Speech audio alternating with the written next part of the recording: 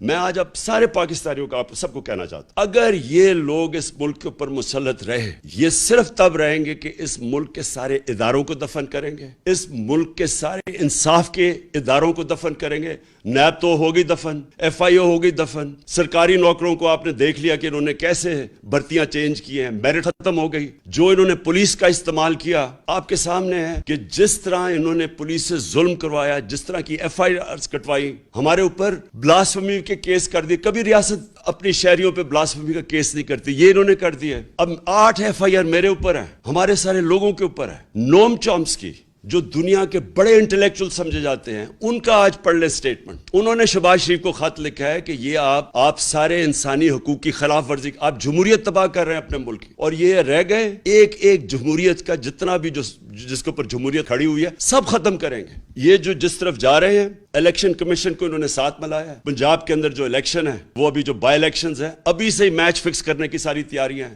ہمیں ساری خبریں آ رہی ہیں۔ پولیس کا جو استعمال کریں گے اور کر رہے ہیں، ابھی ہمارا ایک جو الیکشن لڑ رہا تھا اس کے بیٹے کو گولی لگی، وہ آج ہاسپٹل میں ہے، اور اس کے سارے گھر والوں کے اوپر ایف آئی آرز کاٹ دی۔ ہمیشہ یہ جب ایک کرپٹ ٹولے کو اوپر بٹھائیں گے، جو کہ 30 سال سے یہ دونوں خاندان اس ملک پہ ہیں، انہوں نے ہمیشہ جو پہلے کرتے ہیں وہی کرنا ہے۔ اب تو جمہوریت سب سے پہلے اس کا نقصان ہوگا۔ انہوں نے اخبار والوں کے، صحافیوں کے اوپر، سوشل میڈیا کے اوپر جو کریک ڈاؤن ہے، یہ کبھی پاکستان میں نہیں ہوا۔ جس طرح انہوں نے اینکرز کے اوپر ایف آئی آرز کاٹی ہوئی ہیں، ان چیزوں پہ، چھوٹی چھوٹی چیزوں پہ اس وقت خوف پھیلایا جا رہا ہے۔ جو یہ راستہ پکڑا ہوا ہے، میں آج آخر میں ساری قوم کو کہنا چاہتا ہوں کہ دیکھیں، یہ صرف ایک طرح یہ اس ملک کے اوپر مسلط رہیں گے، اور وہ خوف طاری کر کے۔ یہ جو خوف ہے، یہ ایک سب سے بڑا بت ہے۔ میں بار بار اپنی قوم کو ایک چیز سمجھاتا ہوں کہ لا الہ الا اللہ، کوئی خدا نہیں ہے سوائے اللہ کے۔ یہ جو ایک خوف کا بت ہے، یہ اس طرح کے لوگ جو کرپٹ لوگ ہیں، جن کی ہمیں ساری تاریخ پتہ ہے، باہر بیٹھے ہوئے ان کے لیڈرز، پیسے باہر بیٹھے ہوئے ہیں،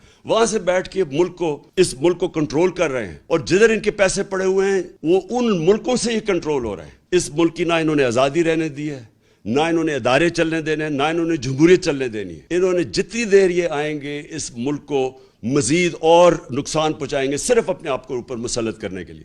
لہٰذا ہم سب نے مل کے، ساری قوم نے مل کے، ہم نے جدوجہد کرنی ہے۔